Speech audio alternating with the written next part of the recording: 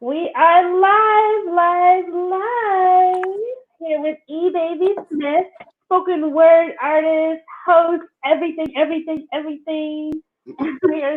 I'm so excited to get into this interview. He's one of my favorite poets out there, and I'm so very excited to be doing this interview with you. Say hi to the people. What's up, peeps? How y'all feeling? Everybody good? Good. Everybody relaxing and sit in your chair, do your thing, and let's take this ride with me because she sent the questions and I told her, nah, I didn't want to look at the questions. I like it to be like straight, genuine, and raw to where I'm like, So let's go for it. Let's go for it. All right. So, first question. Welcome back, by the way. You are a former interviewee from the Yeah. Chicago Bee magazine back in the day. So, welcome back. Welcome back. Oh, I'm back. Thank you I'm for back joining me again. again. Yeah. So, for my newer viewers, share with us about how you got into spoken word and performing. As far as getting into spoken word, uh, used to write as a kid, but the actual spoken word and performing part came. I used to listen to what I was used to even perform for WPGC 95.5. For those that don't know, here in the Washington D.C. area, they were one of the radio stations. And one night, kicking it with the fellas, 10 o'clock came and poetry clicked on, which I didn't know. It was a Thursday night, and actually the juices started flowing again. So I started to pick up the pen again. That was in 1997. Then things just picked up from there. I started to call into the stations, meet those poets. They would tell me where the poetry spots are, and met an agent, and the performing part started to go from there. Awesome. And so, as I mentioned before, you're everything, okay? An immensely accomplished performer who has graced many big stages, okay, including opening for Music Soulchild, Life Jennings, participating in numerous festivals, colleges, all that good stuff. What would you consider the top three moments from your career? All right, we'll do three, two, and one, because Okay. one is easy. My top one is easy. Three, Okay. um, three I would really be my first time ever doing an open mic. That I put that as the number three top things happening, and that's past the radio stations. This is going out into the mic and the crowd and in the dungeon, and it was at Bar None in Washington D.C. Okay. on U Street. So I'll never forget that. So that would be number three. Number two. What would be number two? Number two, and this could easily be number one. Okay. Okay, yeah, number two. Number two would be when I performed the poem. It's a poem that I have you all. It's called Dada's Angel, and it's a poem where I write about a father losing his daughter, and I performed that poem for a good 2 years after I wrote. A good 5 years. Wow. Yeah, good 5 years straight just performing it, and the poem actually came to life, and the Washington D.C. area started they brought back the Stop the Violence, and she was one of the key figures. Well, the radio station asked me to read the poem on the air. I didn't know the father was listening. They said at that point the father called the radio station, got my number, called me, and asked me to perform that poem at his daughter's funeral. Oh, wow. And I mean, I'm talking open casket to this little girl right beside me, who this poem I wrote 5 years ago. He said everything was about her that I talked about in the poem. And from her color to everything. It was just it was freaky. So that would be number two. Okay. My number one moment would be meeting my agent Tracy Wiggs. He took my poetry. He made it a career. He actually made it a career as far as making money and doing colleges and things like that. So Yeah, three would be my first time at Bar None. Two would be actually where my poem came to life and I had to perform it. And those were real Mm. tears that day. And number one Yeah. would be meeting my agent. So, all right, I did it. I like this. Oh, Awesome, awesome. And so, what? Speaking of performing, what is your favorite part of performing? And do you still get nervous? my favorite part, and do I still get nervous? Yes, I still get nervous. That's the reason why I don't like to hold paper or the phone Okay. because my hand shakes. You can see it Yeah. shaking as I'm reading. And I lose place in concentration. So I would tell Mm. people and tell other poets that don't let my memorization, memorizing it, make it seem like it's a big deal. I do it because I get nervous. It helps with it as far as being a performance poet. But that Right. that part there, yes, I still get nervous because I move my hands a lot. So Right. and that's where people can. My mom knows. She said, yeah. So she picked up on it first when I started. And the first part of the question, what was the first part again? And what is your favorite part of performing?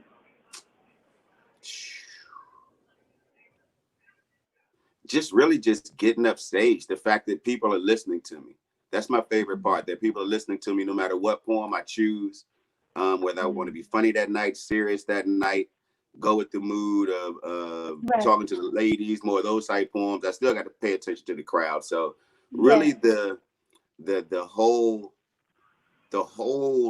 build up to it before I get to the mic, studying the whole crowd and everything in which poem. So yeah, because you can get to a Okay. spot and someone can do a poem. You're like, I think I need to change up and keep going with the Yes. flow. So Yes. yeah, Mhm.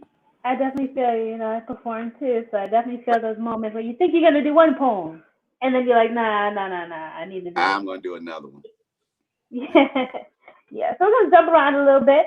So how have you seen spoken word change in the DMV? Speaking of bar none in DC and spots that you see now and elsewhere since you first started performing. Oh wow, DC has really changed. For poets, for really poets who host poetry spots in restaurants or clubs like Okay. that, it's kind of hard to sustain for a long period of time. The restaurant Mm-hmm. changes, they change ideas, or they may want more from you, and poets have to then leave and go to another spot. Mm-hmm. So the DC is always changing, but when Busboys and Poets came, that's for those who don't know, it's a restaurant here in DC. There are five within DC, one in Maryland where I host, and another one in Virginia where I started hosting. Um, they've they've really helped put poetry on the map when it comes to the scene around here. They've Mm-hmm. also kind of taken over the scene. You know, Yes. poets, it's kind of hard for them to get their spot going, even though you Mm. still can. Busboys, I mean, the one I Yes. host is 150 people, so it's plenty of room around Right. here. It's just the competition is there. That's the only change, just the look. The love of poetry is still out there. Mm-hmm. Every time you'll meet someone that's genuine, you'll meet someone who gets big headed. I mean, the game still stays the same, but the Yes. scenery itself has changed. So poets are just really moving around, and now with the COVID Yes. and IG and Facebook, poets are now taking advantage of doing their shows, like this. So Right. Yeah.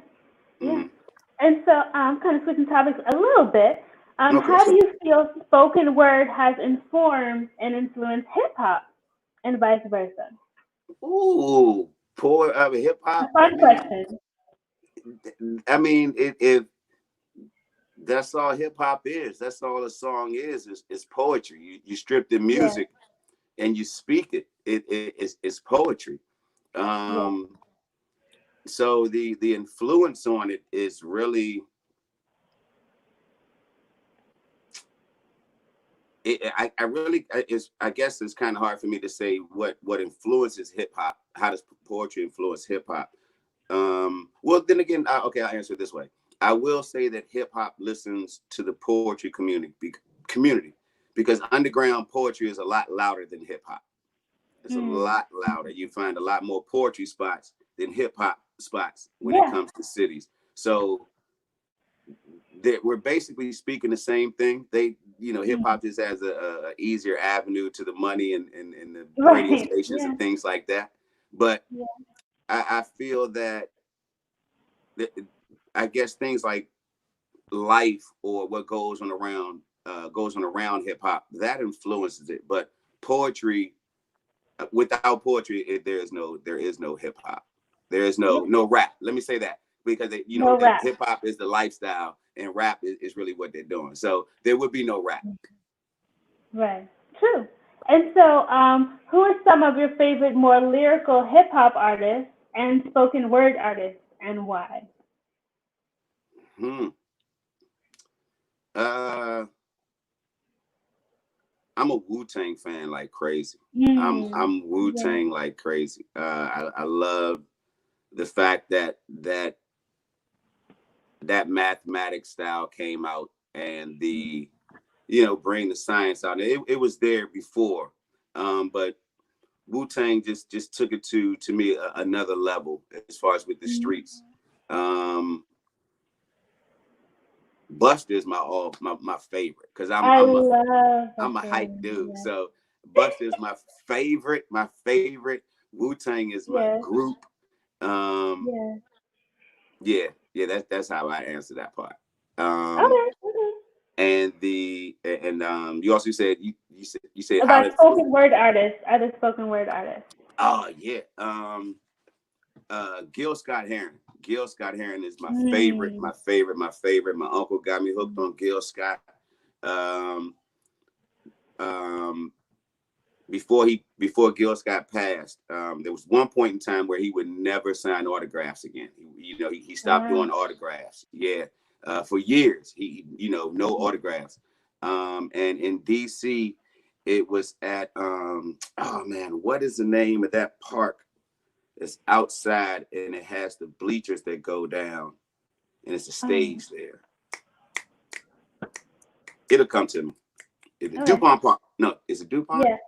No. I, okay, whatever it is. If y'all know, let us know in the comments. Yeah. Let us know in the Later on. comments. Yeah. Yeah. Let us know in the comments. So he was there, and I had two of my uncle's albums, which were Gil Scott Heron albums, and I went Mm. down. I got my ticket, the second row back, and the whole time I just held the albums up and hit everything that he did that night from off the album, all this other stuff. Later he came over. He came out, and people asked for autographs. He said no, and I put my albums back down under my arm. He said no. I'm gonna sign those though, and he Oh actually signed them. wow. He blew me away. I gave them back to my uncle. I said, hey man, these are yours. And he looked. And he was Yeah. like, is this real? I was like, yeah, man, that's really is because he knew I went to the concert and everything, but he was just surprised that was the reason I asked him for his albums when I went to Richmond one weekend Right. to Yeah. sneak them down, and I just wanted to Yeah. hold him up and just show off. Little did I know Mm. he signed him, and people were jealous because after that he wouldn't sign anything else, and I was like, yeah, I had money offered for him on my way out. Wow. I went straight to my car. I'm gone. So that's my Deuces. favorite. Gil Scott is my Awesome. favorite. Awesome. Awesome. And so you are known for haikus. So which is your favorite haiku to perform or a crowd favorite haiku? And can you share it with us? Oh yeah, I can share it. Which is my favorite and which is a crowd favorite? Which one makes the crowd go ooh or Yeah.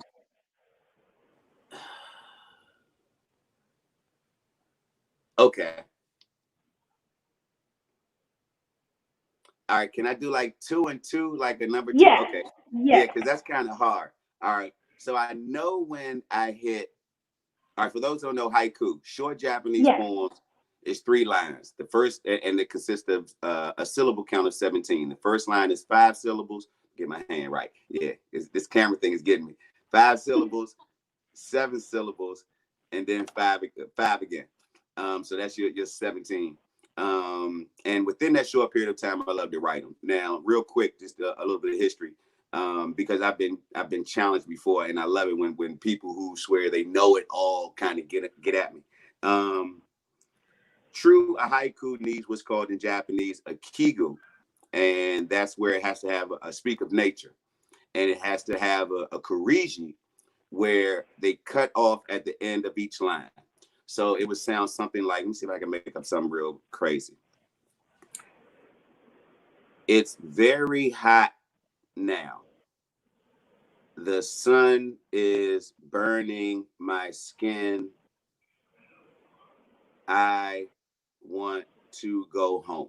So what you got there was, I'm speaking of summertime. I didn't have to say it was summertime, but I spoke of summer. So that's the kigu that speaks of the nature part.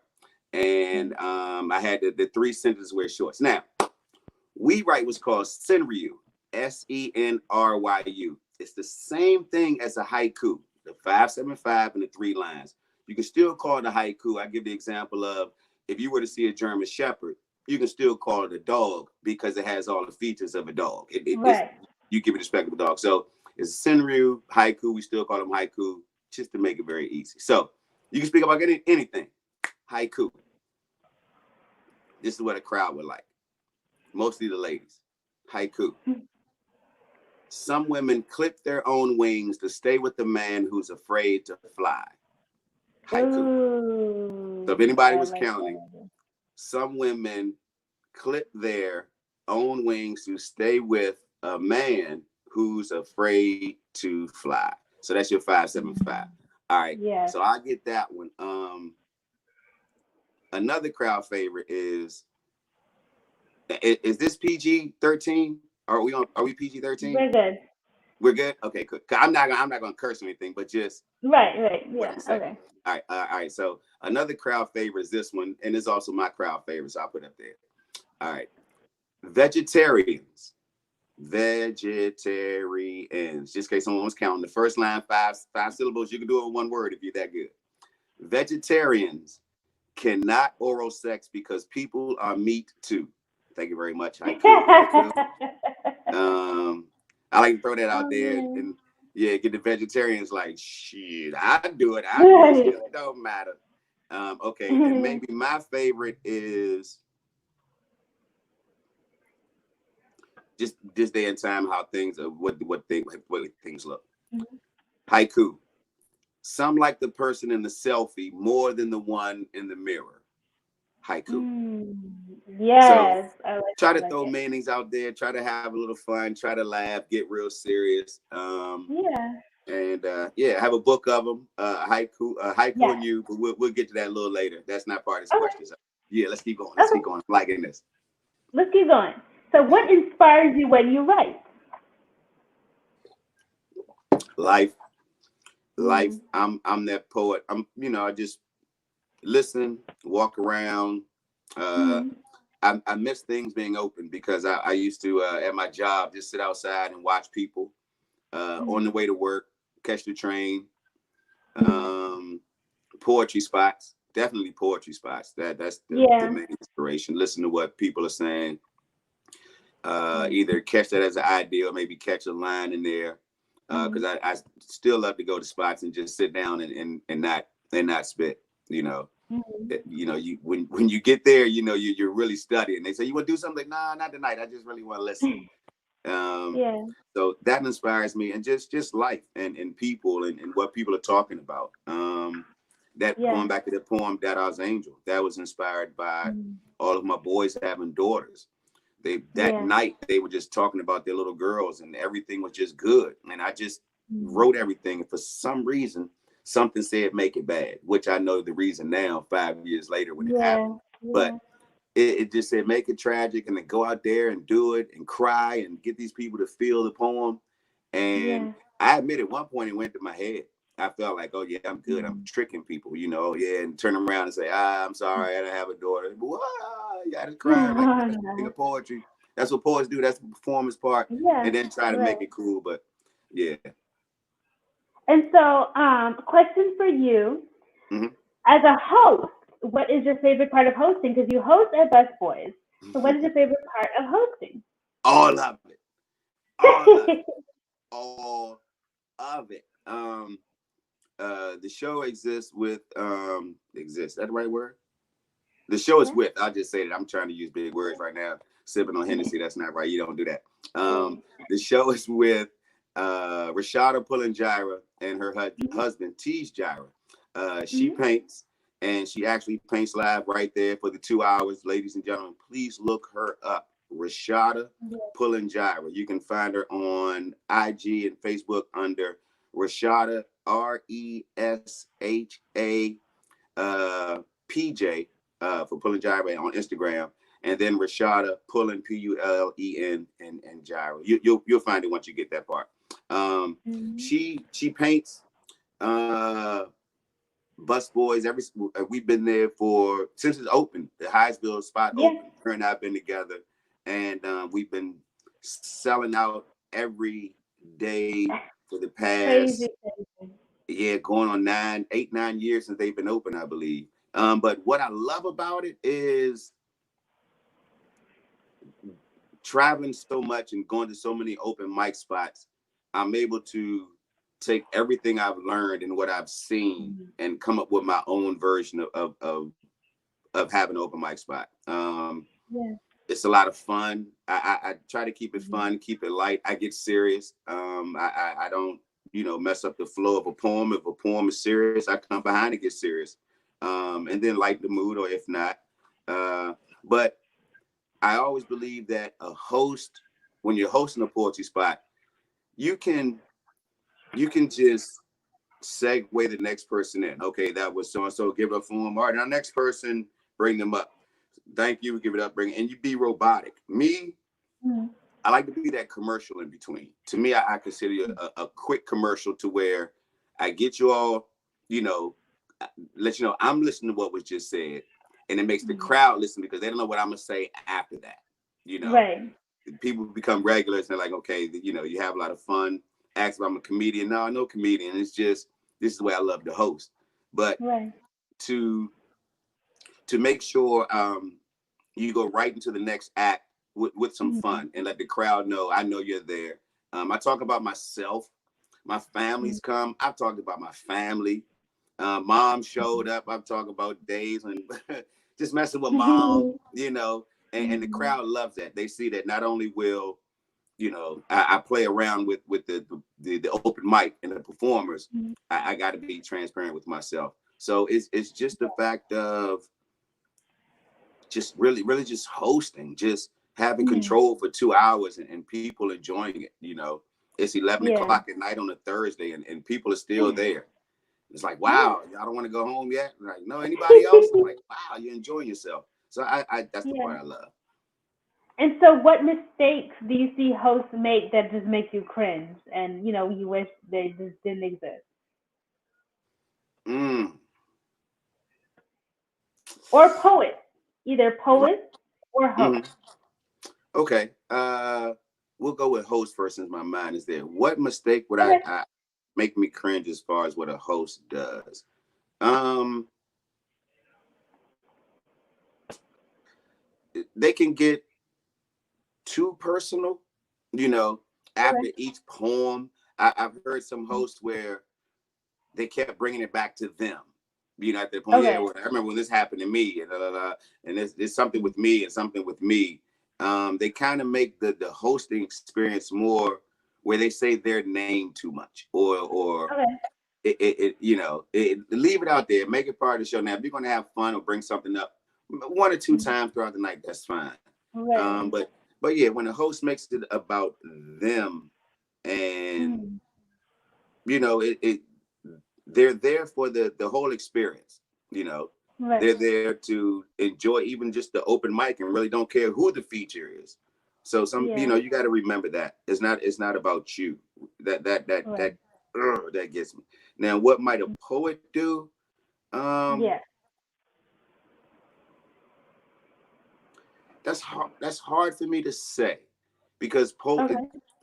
every poet has their own style. You never know what Yeah. a poet will do on stage or how they feel that their poetry needs to come about. Um, Hmm. if I'm mentoring them and I'm trying to help them with something, Okay. and and let's say they don't do it, which is cool. It's not like I'm saying Yeah. my way is right. Mentoring is to give Right. you the my Guidance. experience and let you, Right. take with it, play with it, take from it, use all of it or whatever. So it's to this when it comes to mentoring and just seeing a poet just keep hitting that brick wall. Well, I want to get this far. I want to go here or go there. I'm trying to get to this level. My poets try to get to the level of colleges and making money. And I'm like, hey, you got to start learning to invest in yourself. Um, Right. and things like that. And I worry for the poets who jump out there who think that just because they have a book or a CD, now they can quit their job. Those are the poets Mm. that kind of gets me. So I try to help and warn Yeah. poets like, look, let your job pay for your part-time job. Let this be your own part-time job to where you're the Right. boss, you're the manager, things like that. So that might get the best of me. Those Okay. things. Okay. And so, switching topics again, how has the pandemic affected you, personally and professionally? And how would you like to encourage others during this time frame? Hmm. Personally, I'm honestly cool. It hasn't driven me crazy. Drive, Mhm. yeah. I'm I'm not going crazy. Uh Right. let's see. Um I'm one of the lucky ones. I work for the federal government. For you all don't know, I work Right. at the copyright office. And if Mhm. you have any copyright questions, ebabypoems@gmail, hit me up. If you got your Mhm. SR number, I'll look into it. I help you out there. Mhm. Um, but I'm pretty insane. It didn't bother me. Poetically, it helped. Having that time, sitting in the Yeah. house, um, I finally found a box I was looking for that had all of my scraps in there, all the old, Uh, notebook that didn't finish and things like mhm. that, and pieces of paper. So I was able to just pick that up and just really see where my mind was going and see where my Mhm. mind is now and see if I can elaborate on those things. Professionally, IG is working out because you have some features where they're still paying us. Certain Mhm. certain IG shows they'll still pay you. So yeah, that still works out professionally. So we're Okay. still performing. Um, Another beautiful thing is we're meeting people. I'm meeting people really across the world. You Yeah. have some shows that come on in the UK, so I perform on those open mics there, so they can get my name going. Mhm. Here in ATL, the West Coast, more spots up and down the East Coast. So Mhm. doing these open mic spots is helped me to say, okay, I'm able to spread to when it opens up. Those are more of my Yeah. where I do my own poetry tour outside of the college tour. So, oh Yes. yeah, I'm ready to go. Yeah, Connection. I'm ready. Awesome, awesome, awesome. So switching a little bit to a little bit more serious topic, a more somber topic. Um, with what has happened with situations like that with Breonna Taylor and with George Floyd, it's affected and it's touched all of us. And so, in what ways, if any, have you been involved in the movement for justice, whether it be the Black Lives Matter movement or otherwise? And how has all of it affected you? Ooh, good That's a question. heavier question. Yeah, good question. Good question. Thank you. Well, let's start with where you started with. Sure. Um, I'm a worker bee right now. Mhm. I'm honestly a worker bee to where I'm out here to keep making noise to make Mhm. sure that it doesn't get quiet. Mhm. On platforms constantly bringing up Black Lives Matter. I mean, it's beautiful even to see up in Seattle how they still have the center of the town and taking over. Mhm. Hold on, that's just my okay. All right, that was my power thing. All right, am I good? Yep. Okay, good. All right, it was letting me know 20%. Matter of fact, just because it said that, I'm gonna plug up real quick. So Yes. yeah, hold on a second. I knew I had to get it for a reason. Something I go get the plug. All right, make sure you don't fall. I knew you were gonna try to fall. Okay, cool. Um, Mhm. so as I said, I'm a worker bee. Can you hear me? Yes. Okay, good. Doing the worker bee thing. Went down to the plaza where they put the Black Lives Matter right down in the middle of the street. So it was good to be there and just to be a part of the force. Writing poetry about it is another way that I can just keep it going. Yeah. So when it comes to an open mic spot, if it hasn't already been said, I don't feel I need to say my poem. So let's say if I get there and I'm number 8 on the list, and there've already been 3 pieces like that, I'll let it ride. I'll let it ride. To me, enough has been said that night. So just to write and be prepared, and as I said, I'm that worker bee, defending it in everyday conversation. Yeah. Yeah. So that's really that's all I can do now. I don't have that. I respected Dave Chappelle when he said, "Hey, people are already out there doing something. You know, what could I do at this moment? Right now, I can just make noise. I'm making noise with you, Yeah. and things like that. So, but when the time comes and the mic is handed right there in front of me, Yeah. I'm ready to go. I'm ready to go because to answer the second part, it has affected me in a way. As a Black man, I mean, no matter what, we don't have they don't have an age restriction on killing us. There is Right. no age restriction. So being 51, I don't get a grace period. Gray hair, you don't get a grace period. Right. I still do Uber Eats every once in a while. I drive around, deliver Uber Okay. Eats, and I had a good 12 police cars pull up on me, guns drawn. Wow. And it was because the last delivery I left, they lied and said that I had a gun. Oh, The wow. crazy That's thing crazy. is, they sent me to Denny's. The delivery came from Denny's. I'm not giving y'all props, Denny's. Y'all ain't got nothing to do with this. So no free props, no commercial to Denny's, but they ain't had to do it. But I was leaving Denny's, and the people only ordered 8 pieces of bacon. So I arrived to the house. I knock on the door. I call the phone. No one. They were hanging up. I'm like, okay, what's going on? I have to wait my time. You don't just leave. I wait Right. to give Yeah. them time. I pull off. Before I know it, the police are behind me, and they were cool. They were cool. They saw I was cool and relaxed. They said, "Look, man, we heard that there was, you went to the house with a gun." So I showed them the Uber Eats thing. They said, "Well, damn, you were supposed to be there." I mentioned I put a sticky on the door. They said, "Oh, there was a stick on the door." The whole thing. But the situation was fearful. They could have just came out shooting. You never know. Just because that they thought, I had the gun and I was leaving the actual place, Wow. where these people call. So yes, I'm still fearful for myself, for my friends. Um, yeah, yeah. It's a situation where you can't look away from it. Have to be Yeah. ready. Yeah. Very true. And I then am the one of fact those that you people went through where, that situation, that you had to experience that, that's tough. oh, it's cool. It's cool. Yeah, I mean the thing about it was I was playing cool. Yeah. Like, trust me, I don't have a gun, and even though we do that, that doesn't matter. Right. It doesn't matter. But it's still happening. It's still happening just because, just because. So, Yeah. Black man walked up to the door and it was a gun. The only thing I had was the bag, and I had the phone in my hand. I'm like, Right. how can they get the phone confused and I have it to my ear? But they thought I was Right. gonna walk up and shoot myself with their food. Come on now. So So yeah. crazy. So crazy. Oh my goodness. Well, well, well, well. We have come to the end, unfortunately, of this episode of the Black Motivation Podcast. But I do want to thank you so much for Thank joining you. me.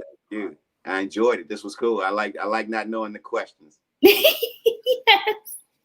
It's been super fun. Your responses have been genuine. You know what I mean? You've told us stories. You've inspired. And I Thank you. definitely, definitely, definitely appreciate you coming on. You got it, sis. I And so I have appreciate you one inviting last me out. question. Huh? Go ahead. I said no. I did the corny part, and I appreciate you inviting me out. But go ahead. So I have one last question for you, and then I need you to know where to find you on social media. But before we get to that, what words of motivation would you like to leave our audience with on this episode of the Black Motivation Broadcast? Believe in your importance. Hmm. Believe in your importance. Understand your role in certain situations, because you might step out of your own playing field. You might go a little bit too far. So believe in your importance and what you can bring to the group. If you can add more or add on with someone else's, that's it. But understand that you are a strong person. You were given a gift. No matter what you think you might not have, no matter what you're doing, there's a gift in you. Some people who say, I don't talk much, well, then that means your gift is to be a listener, and then to give that short advice to where it's so perfect and on point, you just listen the whole time. So my gift is to write. My gift is to write and then to speak it out. Your gift, and you're using one of your gifts now to be this Toastmaster and to bring people to people. My thing is, I'm out there getting everyone, but I need people like you who are brave enough to start platforms like this, and the know-how and the trials and tribulations, the ups and downs to running this broadcast, to even I understand you had to reschedule Shane. Yeah. So the things that we need from you, and you're learning that gift. So the small things that we do to help this whole fight. If someone were to ask you, what are you doing? You're like, hey, I'm bringing people on to my crowd to help motivate them and give them their opinions, to where someone might agree with it or disagree with it, but we can talk about it professionally, or you can change someone's mind. So that's where I'm at. Now, where to find me? All platforms, eBaby Poems, EBABY, right? Right down there. There, yeah. The same thing with my website, ebabypoems.com. That's where you can find me at. Awesome. Well, you can find us at Black Truth Media on all social media, Facebook, Instagram, soon to be found on blacktruthmedia.com as well. So thank you so much again for joining us. This has been an awesome episode. Nah, you got it. Thank you. I'm headed to another interview. I'm going to have a late night. I got a couple West Coast interviews to do, so I appreciate it.